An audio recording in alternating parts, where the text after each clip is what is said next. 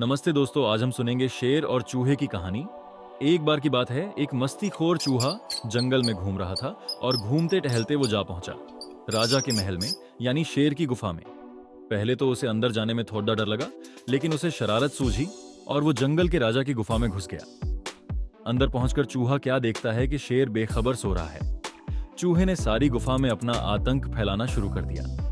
वो शेर के ऊपर चढ़कर खूब उछल कूद करने लगा। कभी उसकी दाढ़ी में घुसता तो कभी शेर के पीठ पर चढ़कर शरारत करता।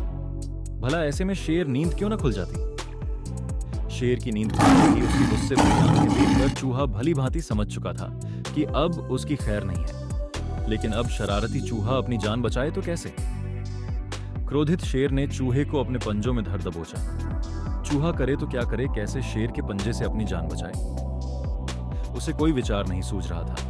अपनी जान को जोखिम में देख चूहा शेर के आगे मिन्नतें करने लगा, अपनी जान बख्शने के लिए रहम मांगने लगा। उसने अपने किए की माफी मांगी और वादा करने लगा कि अब वो ऐसा दोबारा कभी नहीं करेगा। यदि आज उसने चूहे की जान बख्श दी तो वो सारी जीवन शेर का यह एहसान नहीं भूलेगा। चूहा शेर से कहता है कि जीवन में कभी भी उसे चूहे की मदद की आवश्यकता पड़ी तो अपने वादे से पीछे नहीं हटेगा। चूहे की बात सुनकर शेर जोर से हंस पड़ा और कहा, तुम छोटे से चूहे भला मेरी क्या मदद करोगे।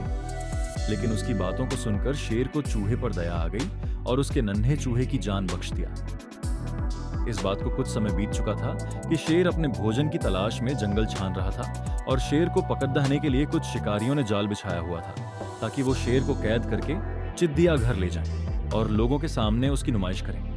शेर उन शिकारियों के जाल में पूरी तरह से फंस चुका था और अपनी लाख कोशिशों के बाद भी वो खुद को जाल से नहीं छुड़ा पा रहा था। इतने में चूहा वहां से गुजर रहा था और उसकी नजर जाल में फंसे शेर पर पड़ी। उसे ध्यान आया, यह तो वही शेर राजा हैं जिन्होंने मेरी जान बख्शी थी। चूहा तेजी से शेर के जाल के करीब गया और सारा माजरा पूछा। फिर क्या था, चूहे ने अपने नुकीले दांतों से जाल को कुतरकर शेर को आजाद कर दिया। शेर ने चूहे की फुर्ती देखकर उसकी खूब प्रशंसा की और उसे शेर की मदद करने के लिए शुक्रिया कहा। एक छोटा सा चूहा जंगल के राजा की मदद करके फूले नहीं समा रहा था और सारे जंगल में अपनी बहादुरी के किस्सा सुनाने में लगा हुआ था। इस कहानी से यही सीख मिलती है कि हमें किसी का शरीर या उसकी बनावट देखकर उसे कम नहीं समझना चाहिए। कभी कभी कमजोर और छोटी दिखने वाली चीज भी हमारे बहुत काम आती है।